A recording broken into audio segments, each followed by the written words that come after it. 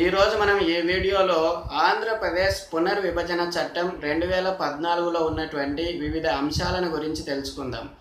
ఆంధ్రప్రదేశ్ పునర్విభజన చట్టం 2014లో 3 రకాలైనటువంటి అంశాలు ఉన్నాయి. అవేంటంటే భాగాలు, అధికరణలు, షెడ్యూల్స్. ఆంధ్రప్రదేశ్ పునర్విభజన చట్టంలో 12 భాగాలు ఉన్నాయి. 12 పార్ట్స్ అంటాం వీటిని. 12 భాగాలు ఉన్నాయి. 108 అధికరణలు ఉన్నాయి. వీటినే సెక్షన్స్ అంటాం. 108 అధికరణలు లేదా సెక్షన్స్ ఉన్నాయి. అదేవిధంగా 13 షెడ్యూల్స్ ఉన్నాయి.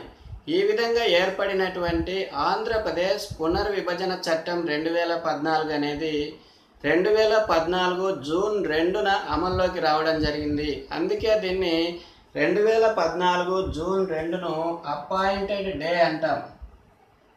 2014 జూన్ 2ను ఏమంటామంటే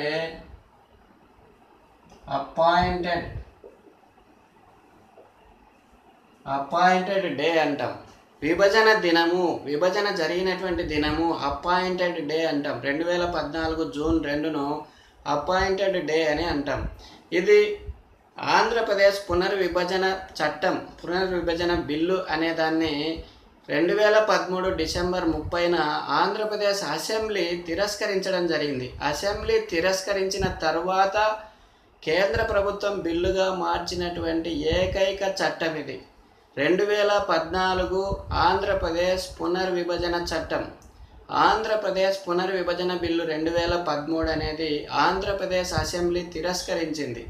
తిరస్కరించిన కానీ కేంద్ర ప్రభుత్వం అనేది ఇక్కడ లోక్సభలో ప్రవేశపెట్టింది, రాజ్యసభలో ప్రవేశపెట్టింది. లోక్సభలో 2014 ఫిబ్రవరిలో ప్రవేశపెట్టింది. ఫిబ్రవరి 18న లోక్సభలో ప్రవేశపెట్టింది. ఈ విధంగా లోక్సభలో ప్రవేశపెట్టినటువంటి ఈ బిల్లు 2018 ఫిబ్రవరిలో లోక్సభలో ఆమోదం పొందడం జరిగింది. తరువాత అదే సంవత్సరము ఫిబ్రవరి 20వ తేదీ 2014 ఫిబ్రవరి 20వ తేదీ రాజ్యసభలో ప్రవేశపెట్టడం జరిగింది. రాజ్యసభలో ప్రవేశపెట్టినటువంటి బిల్లు అది ఆమోదం పొందడం జరిగింది. ఈ విధంగా లోక్సభలో ఆమోదం పొందిన తర్వాత జూన్ 1న 2014 జూన్ 1న రాష్ట్రపతి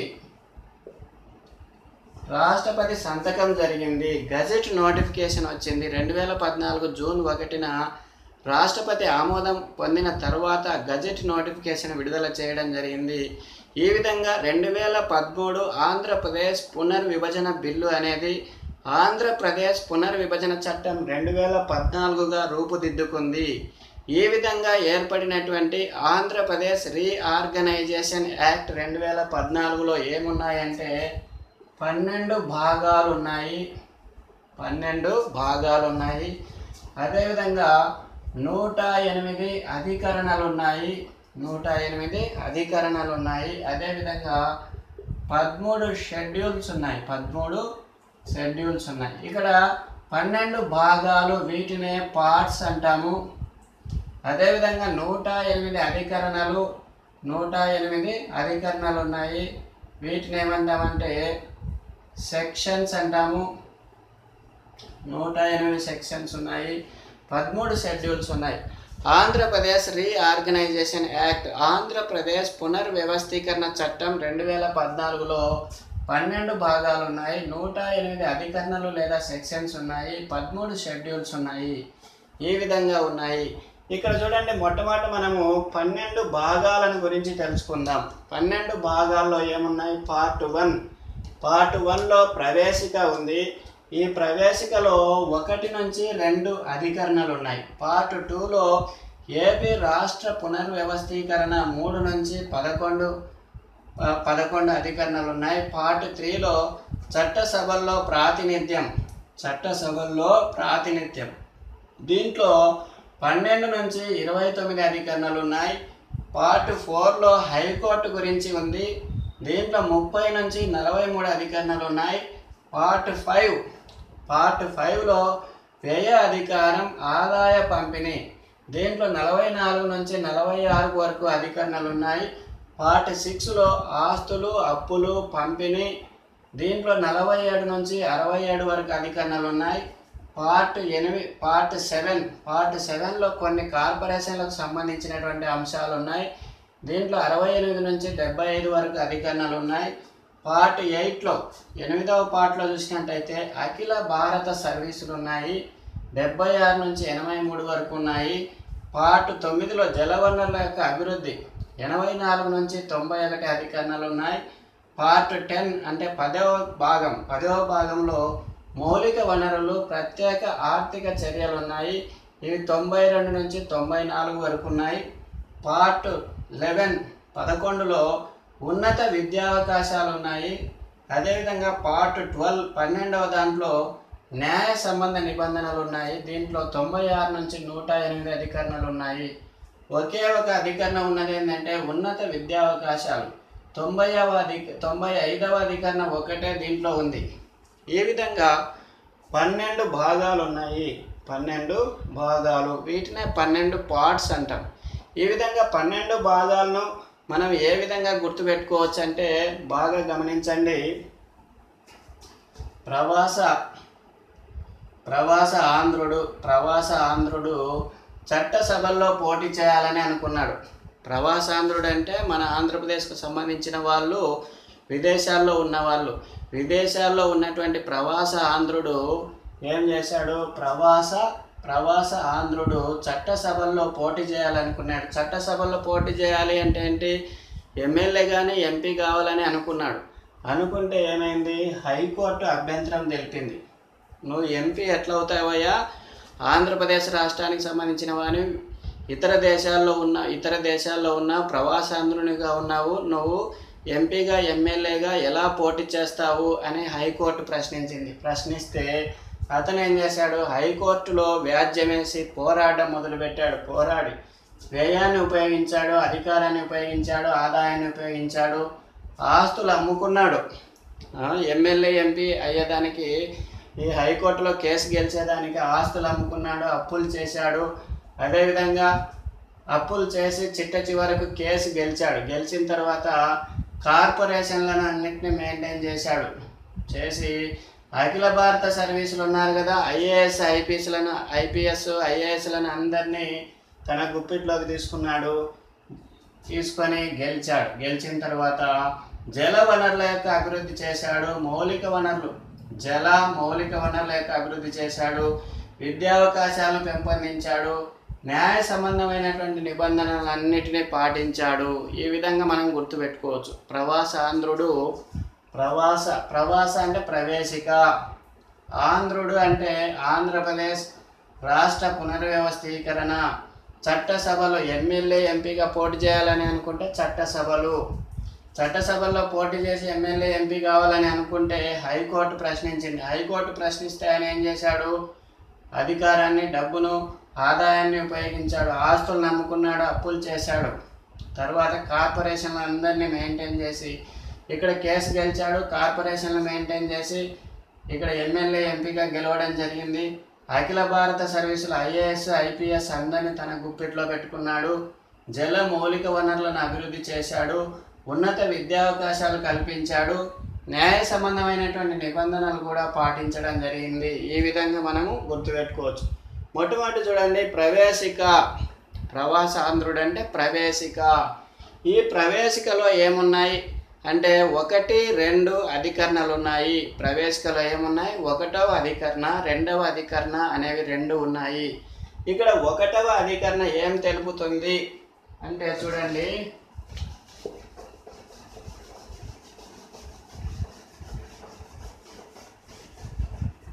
పార్ట్ 1 గురించి మనం ఇప్పుడు తెలుసుకుంటున్నాం. పార్ట్ 1లో చూడండి ఏముంది? ప్రవేశిక అనేది ఉంది.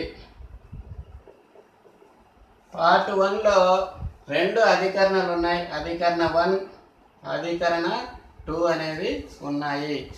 అధికరణ 1 ఏం తెలుపుతుంది అంటే ఇది ఆంధ్రప్రదేశ్ పునర్విభజన చట్టం 2014. ఇది Andhra Pradesh AP reorganisation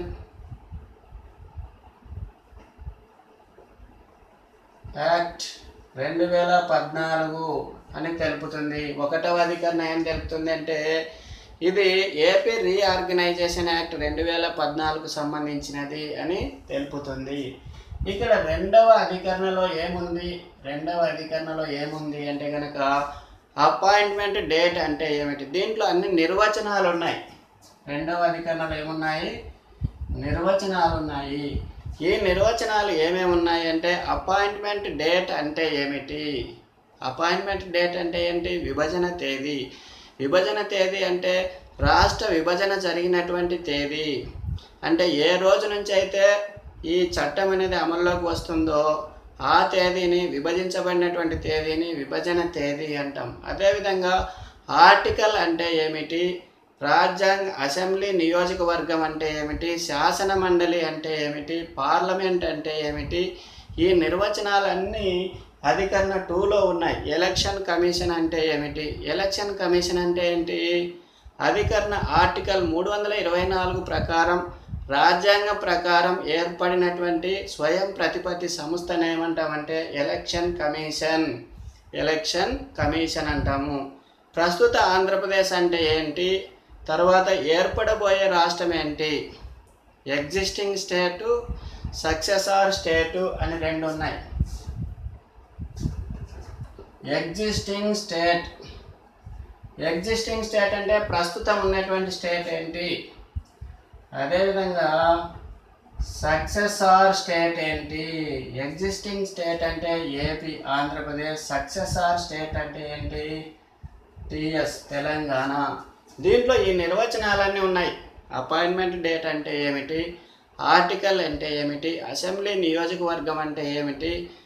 election commission అంటే ఏమిటి? తర్వాత ఎగ్జిస్టింగ్ స్టేట్ అంటే ఏంటి? తర్వాత సక్సెసార్ స్టేట్ అంటే ఏమిటి? ఇవన్నీ ఉన్నాయి. ఎగ్జిస్టింగ్ స్టేట్ అంటే ఆంధ్రప్రదేశ్, సక్సెసార్ స్టేట్ అంటే ఏంటి? తెలంగాణ.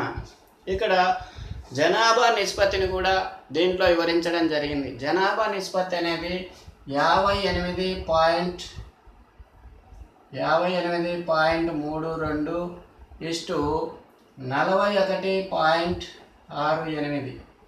ఏపీ 58.32 ఉంటే తెలంగాణ స్టేటు 41.68 ఉంది. అదేవిధంగా ట్రాన్స్ఫర్ టెరిటరీ అంటే ఏమిటి? ట్రెజరీ అంటే ఏమిటి? జిల్లా, మండల, తాలూకా టెరిటరీస్ అంటే ఏమిటి? వీటి యొక్క నిర్వచనాలన్నీ అధికరణ 2లో ఉన్నాయి.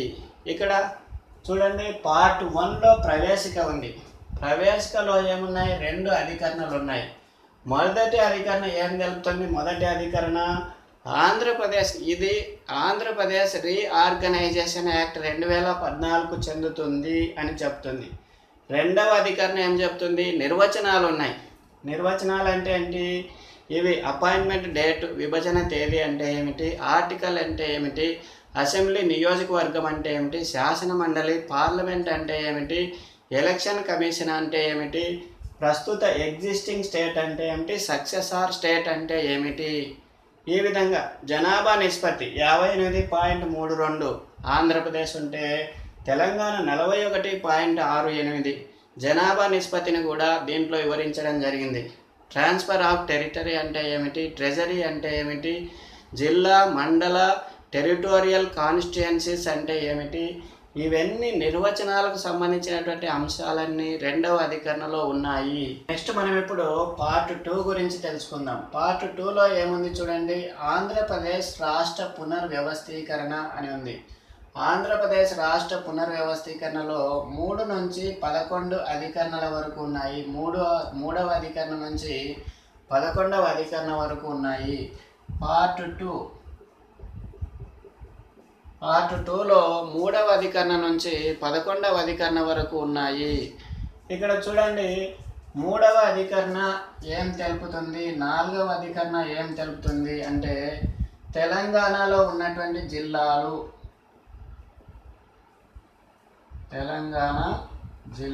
అదేవిధంగా 4వది ఆంధ్రప్రదేశ్లో ఉన్నటువంటి జిల్లాలు. తెలంగాణలో ఎన్ని జిల్లాలు ఉన్నాయి, వాటి యొక్క పేర్లు ఏంటి అనేది 3వ అధికరణ తెలుపుతుంది. 4వ అధికరణ ఏం తెలుపుతుంది అంటే ఆంధ్రప్రదేశ్లో 13 జిల్లాలు ఉన్నాయి. ఆ 13 జిల్లాల యొక్క పేర్లు ఏంటి అనేది తెలుపుతుంది. తర్వాత ఐదవది చూడండి, ఐదవ అధికరణ ఏం తెలుపుతుంది అంటే ఇక్కడ ఆంధ్రప్రదేశ్ రాష్ట్రం, తెలంగాణ రాష్ట్రం ఈ రెండు విడిపోయి ఉన్నాయి. ఈ తెలంగాణ రాష్ట్రానికి హైదరాబాదు రాజధానిగా ఉంది, కానీ ఆంధ్రప్రదేశ్కి ఇంకా న్యూ క్యాపిటల్ సిటీ అనేది ఏర్పడలేదు. ఇక్కడ కొత్త రాజధాని నగరం ఏర్పడలేదు కాబట్టి 10 సంవత్సరాల వరకు రాజధాని నగరంగా ఉండవచ్చు, ఈ రాజధానిలో ఉండవచ్చు, రాజధాని నగరాన్ని ఉపయోగించుకోవచ్చు అని ఐదవ అధికరణ తెలుపుతుంది. హైదరాబాదు 10 సంవత్సరాల వరకు ఉమ్మడి రాజధాని నగరంగా ఉండవచ్చు అని ఐదవ అధికరణ తెలుపుతుంది. నెక్స్ట్ చూడండి, ఆరవ అధికరణ. ఈ ఆరవ అధికరణ ఏం తెలుపుతుంది అంటే కేంద్ర ప్రభుత్వము అధ్యయన కమిటీలు వేయవచ్చు.